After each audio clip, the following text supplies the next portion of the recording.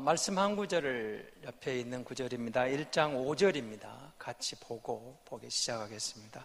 사도행전 1장 5절 봅니다.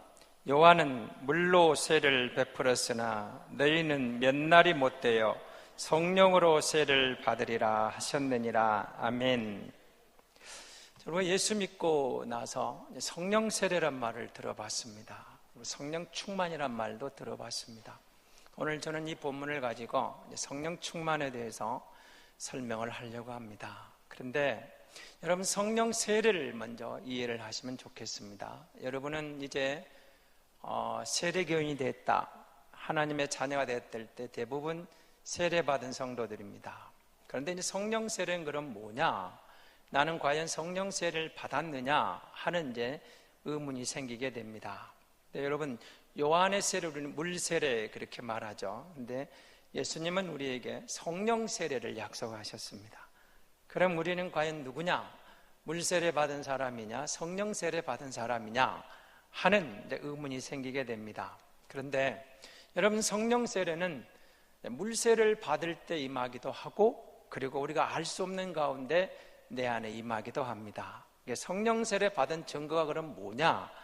여기에 대해서 이제 오순절 계통하고 우리 장로교하고 조금 차이가 나기는 합니다. 그런데 우리는 이렇게 보는 겁니다. 성령 세례는 예수 그리스도를 주로 고백하고 예수 그리스도가 그리스도로 하나님의 아들로 내가 온전히 믿어진다면 이미 나는 성령 세례를 받은 사람이다, 그렇게 말을 하는 겁니다. 그래서 주를 주로 고백한다는 거죠. 정말 의심 없이 내 마음에 예수가 그리스도입니다, 예수가 하나님의 아들입니다, 예수가 구주입니다 라고 100% 믿어진다면 이미 성령 세례를 받은 사람이다, 그렇게 보는 거죠. 그럼 성령 세례가 언제 왔느냐? 우리가 여러분 물 세례 받을 때 여러분 이곳에서 세례를 받으시면서 특별한 감동이 있을 수 있습니다. 그때 임할 수도 있습니다.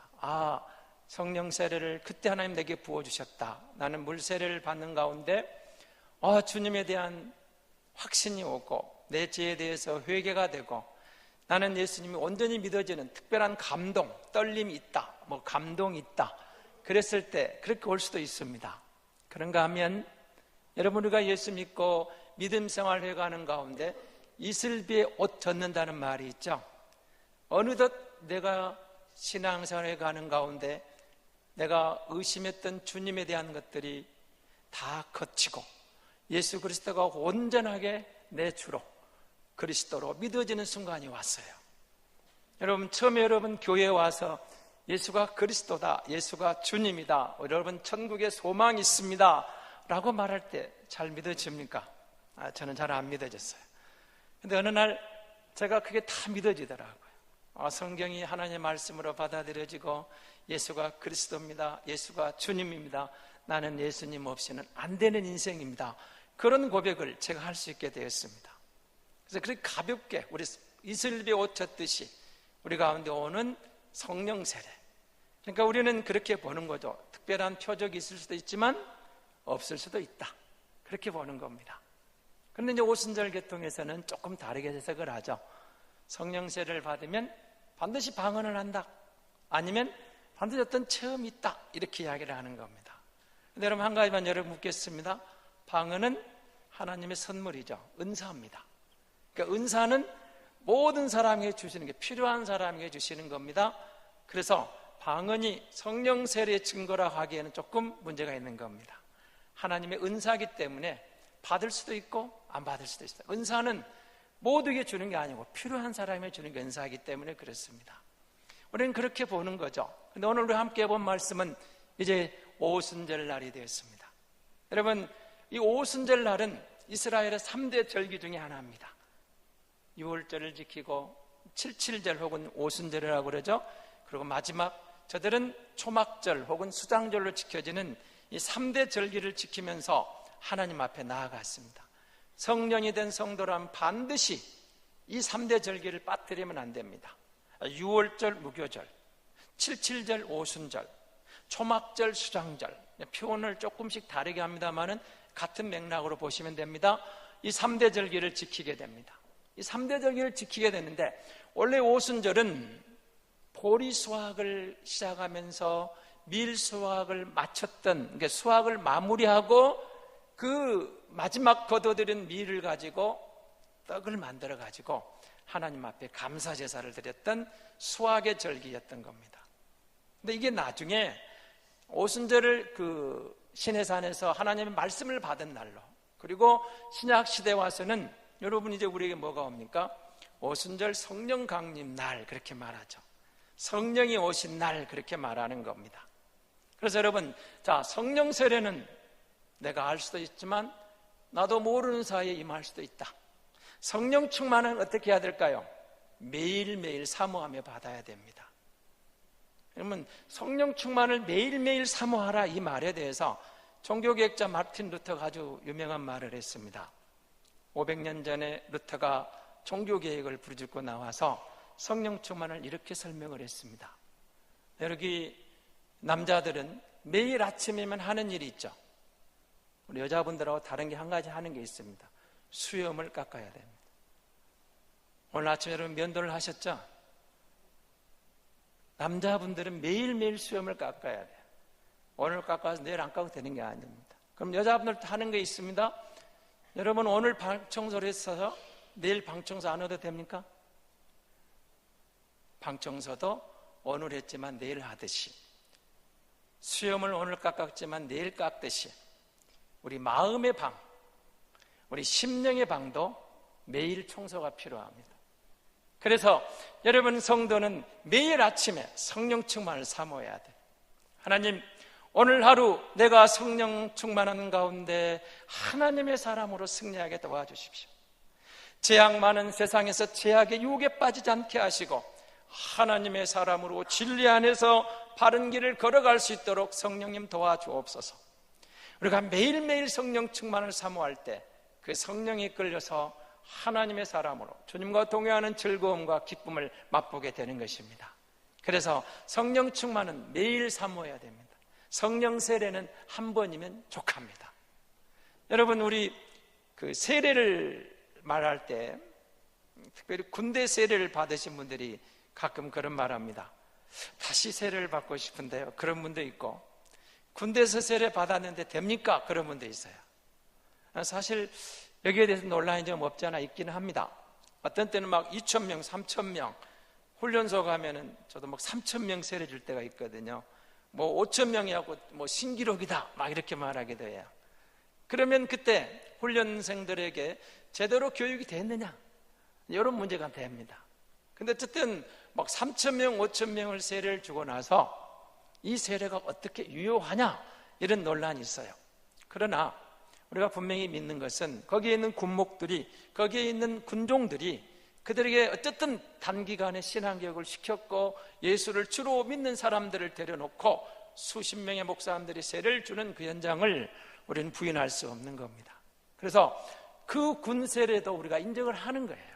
다시 세례 받아라, 그럴 수 없는 겁니다. 여러분, 세례는 한 번이면 족합니다. 내가 주님을 나의 주로 고백하고 하나님의 사람으로 태어나는 것은 한 번이면 족합니다. 때로는 우리가 하나님을 슬프게 하고 하나님 앞에 부끄럽게 살고 하나님 앞에 죄송하고 내가 예수 믿는다면 이 모양인가 하면서 하나님 죄송합니다, 자격이 없습니다, 그럴지 몰라도 이미 태어난 것은 하나님이 책임지는 겁니다. 우리가 주를 믿을 때 그렇게 보는 거죠. 성령 세례도 마찬가지입니다. 한 번이면 족합니다. 다시 받을 필요가 없습니다. 그러나 성령 충만은 매일 받아야 돼요. 성령 충만은 항상 우리 가운데 우리가 사모해야 되는 것입니다. 왜냐하면 성령 충만해야 우리가 하나님의 사람으로 믿음을 지키면서 진리 가운데 거할 수 있기 때문에 그렇습니다. 성령 충만하지 않으면 여러분, 우리 마음대로 우리가 격주려고 할 수가 있습니다. 그러면 왜 하나님이 성령을 주셨습니까? 여러분 보십시오. 오늘 약속하신 성령이 저들의 기도 가운데 임하는 것을 보게 됩니다. 하나님은 신실하신 하나님입니다. 신실하다는 말은 변함이 없다는 말입니다. 하나님은 어제나 오늘이나 영원토록 동일하신 하나님입니다. 이런 뜻입니다. 신실하다, 변함이 없다. 하나님은 약속하신 것은 반드시 지킨다. 여러분은 이 하나님 앞에 얼마나 감사해야 될지 몰라요. 저와 여러분은 약속한 것을 많이 못 지켰습니다. 그렇죠? 우리 가운데 나는 한 번 약속은 다 지켰다, 이따 예배 끝나고 저를 좀 만나주시기 바랍니다. 한번 듣고 싶습니다. 근데 내가 한 번 약속은 다 지켰다, 그런 인생은 없습니다. 그러려고 노력했지만 어떨 수 없는 사정으로, 부득이한 사정으로 그런 경우도 있고, 때로는 고의적으로 지키지 못할 때도 있어요. 내가 너무 손해가 나니까. 아니면은 어쩔 수 없는 사정으로 그럴 수도 있지만, 다양한 방법으로 우리는 다양한 상황 속에서 약속을 어긴 적이 정말 많았습니다. 그러나 우리 하나님은 약속을 어긴 적이 없습니다. 성령을 보내신 것도 약속대로, 오순절 그의 약속이 이루어졌다는 사실을 주목하셔야 됩니다. 약속하신 대로 그가 오십니다. 그런데 여러분, 구약 성경을 읽어보시면서 구약 성경엔 성령을 어떻게 역사하시던가요? 특별한 사람들에게 성령이 임했습니다. 그래서 여러분, 왕으로 기름 부을 때, 제사장으로 기름 부을 때, 예언자 혹은 선지자로 기름 부을 때 성령이 임합니다. 하나님의 영이 임합니다. 여러분, 사울왕이 아쉽게도 끝나지만 여러분, 불명예스럽게 끝납니다. 그러나 사무엘이 그에게 기름 부을 때 하나님의 영이 그에게 임하는 것을 보십니다. 하나님의 영이 임했어요. 근데 사울이 하나님의 마음을 슬프게 할 때 성령이 떠나버립니다. 다시 사무엘이 다윗에게, 목동 다윗에게 기름 부을 때 하나님의 영이 임합니다. 그리고 다윗은 하나님과 동행함으로 성령이 늘 함께하는 것을 보게 됩니다. 여러분, 성령을, 구약을 읽으시면서 성령이 그때 임했어요. 하나님의 영이 함께했어요. 그런데 때로는 떠나버립니다. 그런 특징을 봐요. 특별한 사람에게 구약의 성령을 주었습니다. 그런데 하나님을 슬프게 했을 때, 하나님을 근심하게 할 성령이 떠나버렸어요. 그런데 오순절 성령이 강림했습니다. 우리 가운데 오신 성령님, 우리에게 성령 세례로 임하신 성령은 결코 우리를 떠나시지 않습니다. 주님은 그렇게 약속을 합니다. 결코 내가 너희를 떠나지 않겠다. 그럼 우리는 어떤 상황입니까? 우리 안에 성령이 충만할 때는 여러분, 예수 믿는 즐거움이 있어요. 예수 믿는 기쁨이 있어요. 예수 믿는 모든 것이 자원하는 마음으로 나옵니다. 예배 드리는 것도 자원합니다. 봉사하는 것도 자원합니다. 헌신하는 것도 자원합니다. 성령이 충만하면 재미가 있어요. 즐거움이 있어요. 그건 짐이 아닙니다. 기쁨입니다. 내가 하나님을 예배합니다. 내가 하나님을 찬양합니다. 내가 하나님께 기도합니다. 내가 하나님께 물질을 봉헌합니다. 이 모든 것이 즐거움이에요. 자원하는 마음으로. 성령 충만하면 그런 마음이 생겨요. 그런데 여러분, 성령이 우리 안에 오셨지만 우리가 성령을 슬프게 할 때 성령이 우리 마음 한쪽 구석으로 몰리게 됩니다. 내 자아가 살아납니다. 내 이성이 살아납니다. 내 육신이 살아납니다. 성령이 탄식하며 우리 안에서 머물러 계시지만 성령이 우리를 지배하지를 못합니다. 그런 상황이 되는 겁니다. 성령은 떠나시진 않습니다. 우리 안에 오신 성령이 이제 떠나지 않게 약속대로 우리 안에 머물러 계십니다. 탄식할 뿐입니다. 그래서 우리가 성령 충만을 사모하고 하나님, 내게 성령 충만함을 달라고 기도해야 되는 겁니다. 다시 그가 우리 성령으로 우리를 충만하게 임할 때, 내 마음을 다스릴 때, 내 중심에 성령이 임할 때, 성령이 충만하게 나를 다스릴 때, 여러분, 하나님에 대한 경외심이 또 살아나는 겁니다. 그리고 모든 예배 생활이, 신앙 생활이 억지가 아닙니다. 즐거움입니다. 자원합니다. 기쁨입니다. 성령이 주시는 은혜인 겁니다. 오순절날 성령이 임했습니다. 거기에 있는 많은 사람들에게 여러분, 방언이 터졌습니다. 여기 방언은 애국어였습니다. 거기에 몰려오는 많은 이방인들이 있었습니다. 애국에 있던 헬라 제국에 살던 유대인들이 몰려왔어요. 오순절 절기를 지키러 몰려왔거든요. 그런데 방언을 들었습니다. 어떤 방언이에요? 모든 사람들이 자기 언어로 들었다, 그 말입니다. 오늘 우리 식으로 말하면 여기에 프랑스 사람이 있습니다. 영국인이 있습니다. 스페인 사람이 있습니다. 저 중동 사람이 있습니다. 그 다음에 남미 사람이 다 모여 있는데 우리가 한국말로 했더니 그 사람들이 다, 어떤 사람은 스페인어로, 어떤 사람은 프랑스어로, 어떤 사람은 독일어로, 어떤 사람은 영어로, 뭐 어쨌든 자기들의 방언으로 다 들었다, 그 말입니다. 그러니까 애국어로 들었다, 그 말이거든요. 이런 은혜를 입으면 우리 학생들이 얼마나 좋겠어요. 그 영어 때문에 얼마나 힘들었습니까? 독일어, 외국어 공부하느라고. 여러분 해외 나가시면 대한민국이 좋다는 이유가 제1번은 말이 통해요. 말이 통합니다. 그런데 여러분 외국에 나가면 몸은 어른인데 말이 안 통해요. 말이 안 통해. 그러니까 한번 바디 랭귀지를 씁니다만 뭐 별 해봐도 한국에 가고 싶다, 그런 날이 오는 겁니다. 말이 통하는 것. 그런데 여러분 이 장면을 보시기 바랍니다. 언제 우리에게 언어의 혼동이 왔습니까? 바벨탑 사건입니다.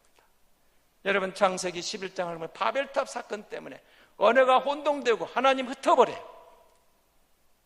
언어가 하나였는데 이들이 하나님 앞에서 자고하다가 교만하다가 하나님이 이 언어를 흩어버리니까 그때부터 언어가 달라지기 시작했던 겁니다.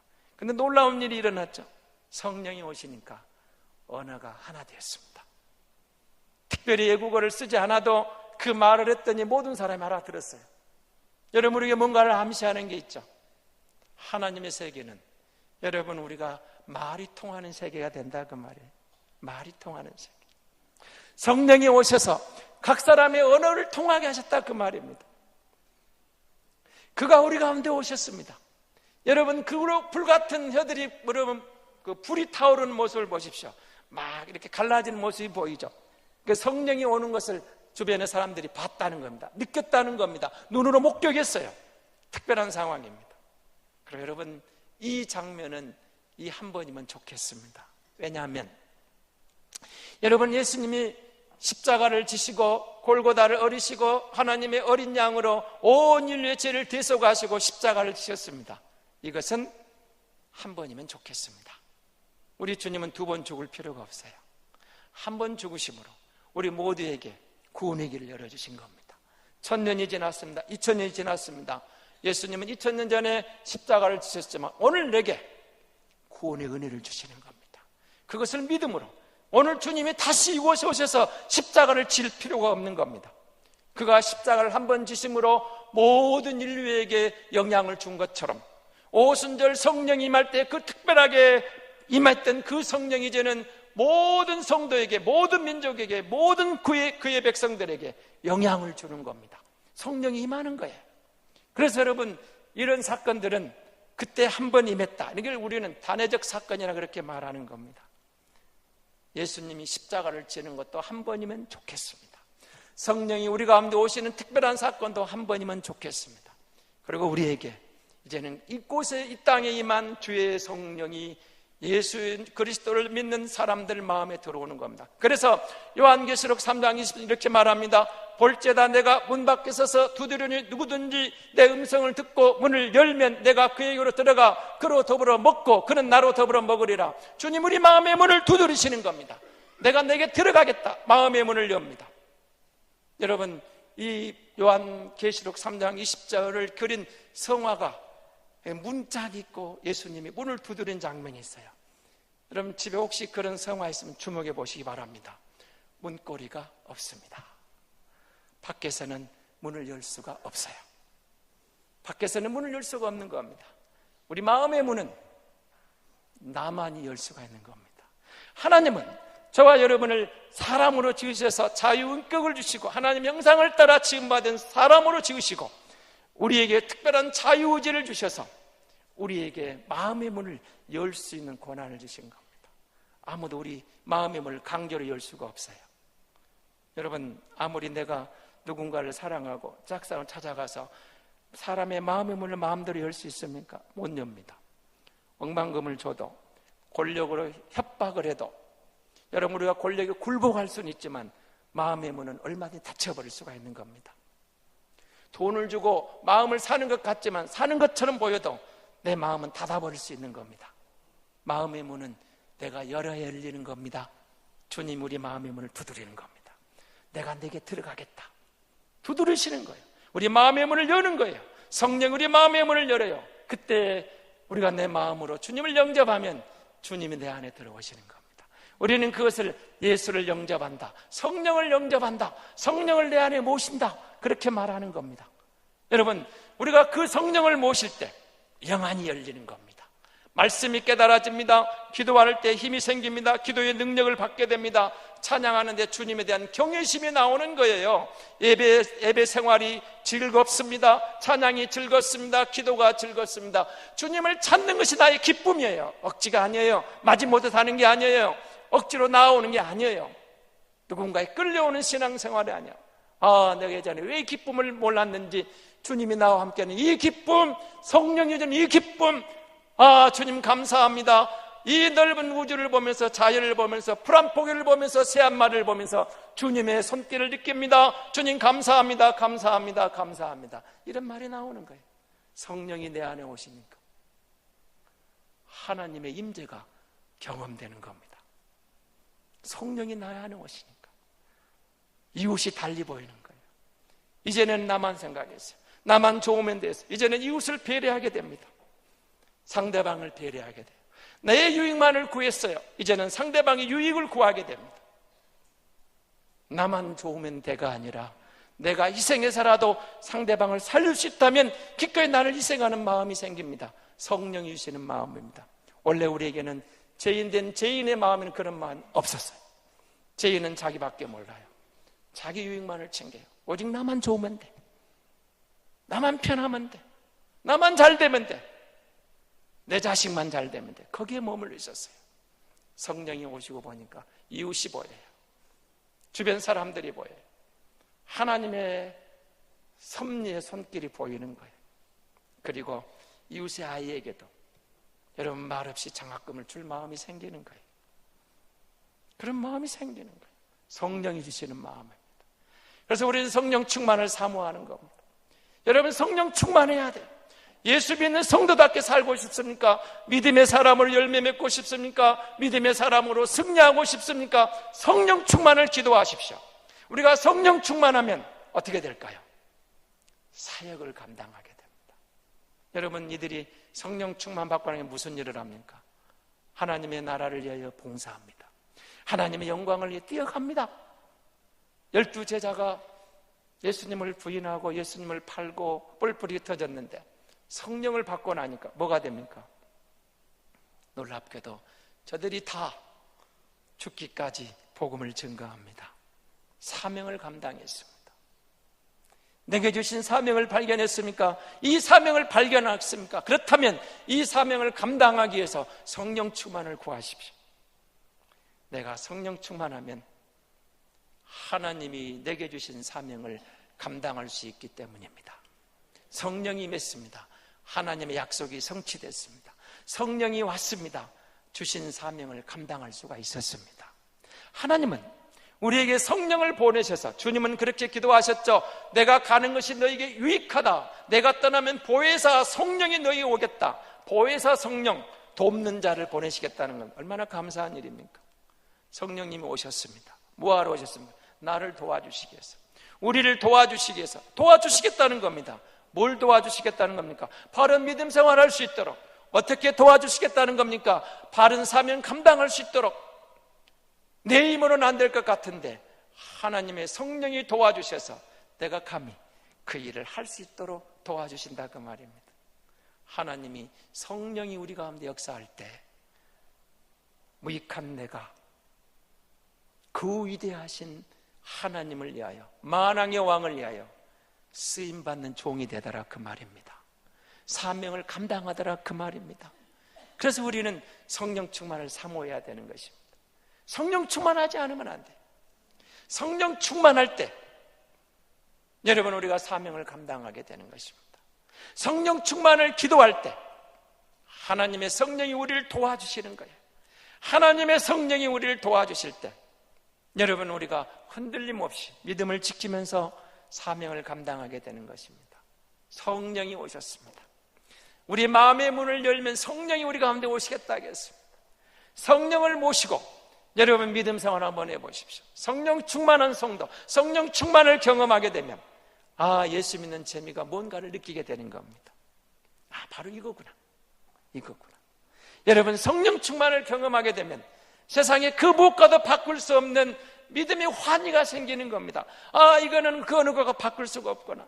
내가 지금까지 경험한 그 어느 것보다도, 그 어떤 것과도 바꿀 수 없는 그리스도 안에 있는 평강, 그리스도 안에 있는 기쁨, 그리스도 안에 있는 환희, 그리스도 안에 있는 놀라운 은총이 내 안에 충만하게 임하더라, 그 말이에요. 성령 충만입니다. 성령 충만을 경험해 보십시오. 예수 믿는 즐거움이 생깁니다. 성령 충만을 경험해 보십시오. 정말로 내가 예수 믿기를 참 잘했구나. 내가 지금까지 살아온 내 인생 중에 예수 믿은 게 가장 잘한 일이구나, 가장 바른 선택이었구나, 올바른 선택이었구나, 그런 고백이 나오게 되는 겁니다. 바울이 고백을 하잖아요. 나의 나 된 것은 하나님의 은혜라고. 그는 성령에 이끌려서, 성령에 이끌려 살아가는 인생이었기 때문에 인생을 마무리하면서 하나님의 은혜로 내가 감당했다고 고백하고, 하나님이 나를 썼다고 고백하고, 하나님께 영광을 돌리게 되는 겁니다. 성령 충만한 사람은 교만할 수가 없다는 거예요. 왜요?